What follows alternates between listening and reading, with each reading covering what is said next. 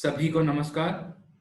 आज हम 10वीं कक्षा का तीसरा पाठ जो माँ मुझे आने दे है पाठ है वह पाठ देखेंगे। तो इस पाठ के लेखिका है यानी कवित्री है श्री मृदुल जोशी जी। और सबसे पहले उन्मुखीकरण। माँ चाहिए, बहन चाहिए, पत्नी चाहिए, फिर बेटी क्यों नहीं चाहिए। अनदेखी बिटियां करें पुकार, मत करो यह अत्याचार। इसका अर्थ क्या है कि हम सभी को जो है माँ चाहिए, बहन चाहिए, पत्नी चाहिए और फिर बेटियां नहीं चाहिए। ऐसा हम में से कुछ लोगों की भावना है। तो ऐसी हालत को लेकर बेटी कहती है कि अनदेखी बिटियां पुकारती हैं कि इस प्रकार से पुकारती हैं कि मत करो यह अत्याचार, यानी हमारी हत्या मत किया करो। ऐसा जो है जन्म लेने से पहले जो गर्भ में बिटिया हैं वह बिटियां कह रही हैं। తెలుగులో అర్థం చూడండి। माँ चाहिए, बहन चाहिए, पत्नी चाहिए, फिर बेटी क्यों नहीं चाहिए।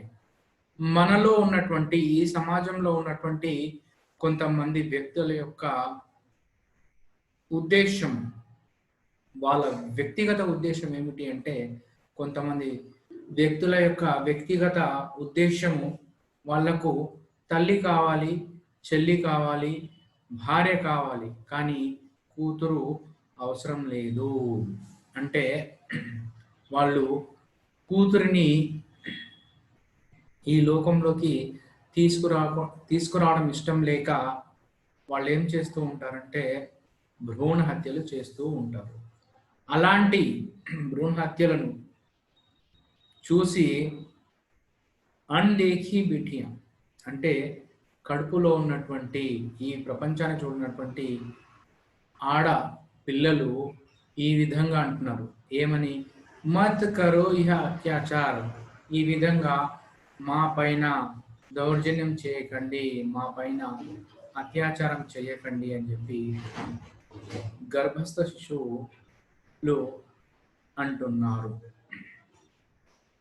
उन्मुखीकरण से संबंधित प्रश्न यहाँ दिए गए हैं और बाद में देखिए उद्देश्य छात्रों को छंद मुक्त कविताओं से परिचित करवाना है। इस कविता के माध्यम से भ्रूण हत्याओं का विरोध करने का प्रयास किया जा रहा है। लिंग भेद का डटकर विरोध करना, भ्रूण हत्याओं पर रोक लगाकर बालिका शिक्षा की प्रेरणा देना इसका उद्देश्य है।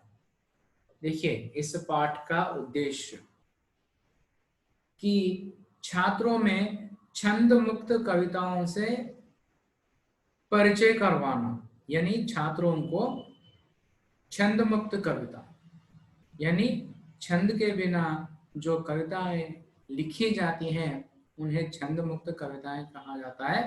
तो इस प्रकार के जो कविता होती हैं उन कविताओं से विद्यार्थियों को यानी छात्रों को परिचित करवाना इस पाठ का उद्देश्य है। इस कविता के माध्यम से भ्रूण हत्याओं का विरोध करने का प्रयास किया गया है और लिंग भेद का विरोध करना, साथ साथ भ्रूण हत्याओं पर रोक लगाकर बालिका शिक्षा की प्रेरणा देना इस पाठ का उद्देश्य है। तेलुगु में देखिए छात्रों को छंद मुक्त कविताओं से परिचित करवाना है అంటే విద్యార్థులకు ఛంద్ ముక్త్ అంటే ఛందస్సు లేనటువంటి కవితలు రాయడంలో వాళ్లకు నైపుణ్యాన్ని ప్రదర్శించే వాళ్ళ నైపుణ్యాన్ని ప్రదర్శించేలా చేయడం. తర్వాత इस कविता के माध्यम से भ्रूण हत्याओं का विरोध करने का प्रयास किया जा रहा है.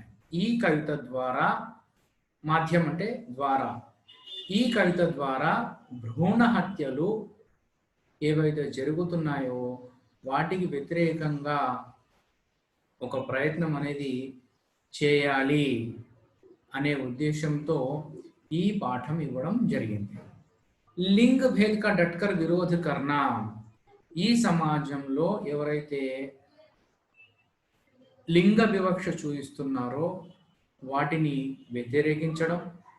తర్వాత భ్రూణ హత్యాం పర్ రోక్ లగాకర్, అంటే భ్రూణ హత్యలను అడ్డుకొని బాలికా శిక్షకి ప్రేరణ దేనా, బాలిక శిక్షను ప్రోత్సహించడం ఈ పాఠం యొక్క ఉద్దేశం. विधा विशेष देखिए, यह एक छंद मुक्त कविता है. इसमें प्रत्येक पंक्ति कविता विषय के इर्द गिर्द घूमती रहती है. सटीक और प्रभावशाली शब्दावली ऐसी कविताओं की पहली मांग होती है. यहां देखिए, यह एक छंद मुक्त कविता है. मां मुझे आने दे जो कविता है वह छंद मुक्त कविता है और इस कविता के प्रत्येक पंक्ति में कविता के विषय इर्द गिर्द घूमती रहती है और ठीक साथ साथ प्रभावशाली जो है, प्रभाव डालने वाली जो शब्दावली होती है वह शब्दावली इस कविताओं में होती है. कवित्री परिचय, यानी इस पाठ के कवित्री है मृदुल जोशी जी, जो है कवित्री है. तो अब उनका परिचय दिया जा रहा है. कवित्री मृदुल जोशी का जन्म सन 1960 में उत्तराखंड के काठगोदाम में हुआ. इनकी रचनाओं का मुख्य विषय नारी चेतना व समाज का निर्माण है. इनकी चर्चित रचनाएं हैं समकालीन हिंदी काव्य में आम आदमी, गुम हो गए अर्थ की तलाश में, शब्दों के क्षितिज से, इन दिनों आदि हैं. तो मृदुल जोशी जी का जन्म सन 1960 में उत्तराखंड के उत्तराखंड के काठगोदाम में हुआ और इनकी रचनाओं का मुख्य विषय रहा नारी चेतना व समाज निर्माण, यानी सम समाज का निर्माण. और इनकी चर्चित रचनाएं हैं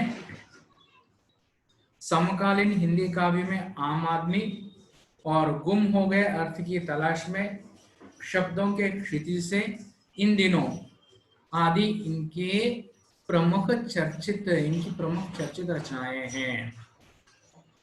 अब तेलुगु में देखिए, विधा विशेष, यह एक छंद मुक्त कविता है. ఈ కవిత ఏదైతే ఉందో మనకు ప్రస్తుతం ఇచ్చినటువంటి కవిత ఛందముక్త కవిత, అంటే ఛందస్సులు అనేవి ఎక్కువగా, ఛందస్సు అనేది లేకుండా రాసినటువంటి కవిత. తర్వాత इसमें प्रत्येक पंक्ति कविता के विषय के इर्द गिर्द घूमती रहती है. అంటే ఈ కవితకు సంబంధించినటువంటి విషయం, ముఖ్య విషయము ప్రతి పంక్తిలో మనకు మళ్ళీ మళ్ళీ అక్కడ కనిపిస్తూ ఉంటుంది. सटीक और प्रभावशाली शब्दावली ऐसी कविताओं की पहली मांग होती है. అంటే మంచి మరియు ప్రభావవంతమైన శబ్ద సమూహము ఈ కవితలలో ఉంటుంది. అనగా ఈ కవితల యొక్క ముఖ్యమైనటువంటి అంశం ఏమిటి అంటే ఛందముక్త కవితలలో మంచి అంటే సరి అయిన మరియు ప్రభావవంతమైన శబ్దావళి అనేది, శబ్దముల యొక్క సమూహం అనేది ఈ కవితల్లో మనకు కనిపిస్తుంది. कवयित्री मृदुल जोशी का जन्म सन 1960 में उत्तराखंड के काठगोदाम में हुआ. कवयित्री मृदुल जोशी గారి జననము 1960లో ఉత్తరాఖండ్ లోని కాఠగోదాం అనే స్థానంలో ప్రదేశంలో జరిగినది. వీరి యొక్క రచనలు ముఖ్యంగా వీరి యొక్క రచనల యొక్క ముఖ్యాంశము ఏమిటి అంటే నారీ చేతన అంటే స్త్రీ చేతన మరియు సమసమాజ నిర్మాణము ఈవిడ గారి కవితల యొక్క ముఖ్య విషయము. తర్వాత వీరి ముఖ్య రచనలు समकालीन हिंदी काव्य में आम आदमी, गुम हो गए अर्थ की तलाश में, शब्दों के क्षितिज से इन दिनों, ఇవి వీరి యొక్క ముఖ్యమైనటువంటి రచనలు.